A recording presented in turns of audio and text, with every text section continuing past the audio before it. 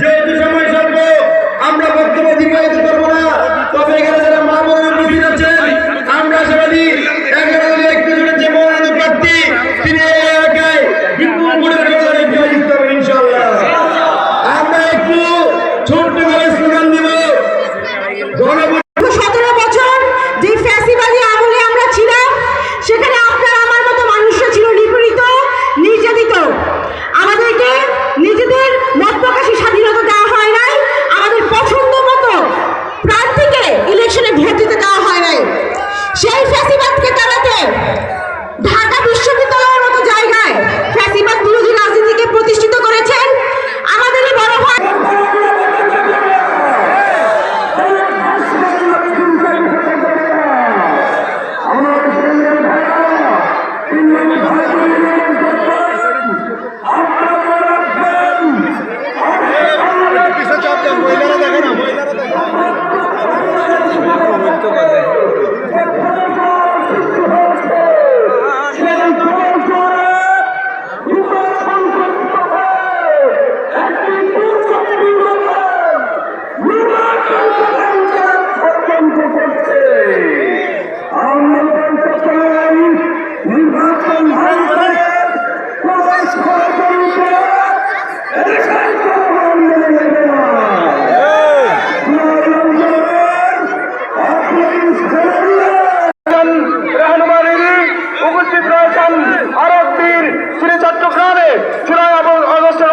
গুরুত্বপূর্ণ ভূমিকা পালন করেছেন খান জালাত রাফি।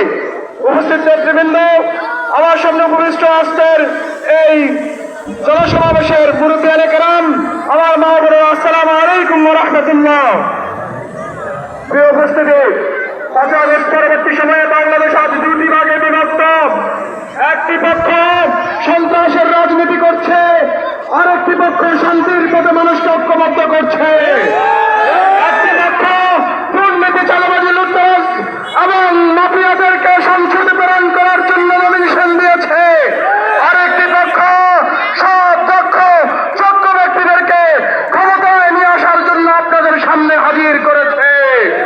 এই উপস্থিতি, 24-এর গণঅভ্যুত্থানের পরে আমরা চিন্তা করেছিলাম ঐক্যবদ্ধভাবে বাংলাদেশকে সন্ত্রাস মুক্ত করবো, চাঁদাবাজ মুক্ত করবো, দুর্নীতি মুক্ত করবো এবং ন্যায় এবং ইনসাফের একটি বাংলাদেশ গড়ে তুলবো।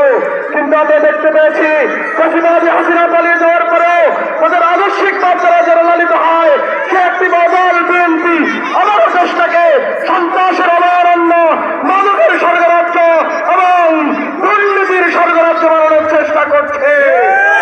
দৈনিক আজকের বাংলা .net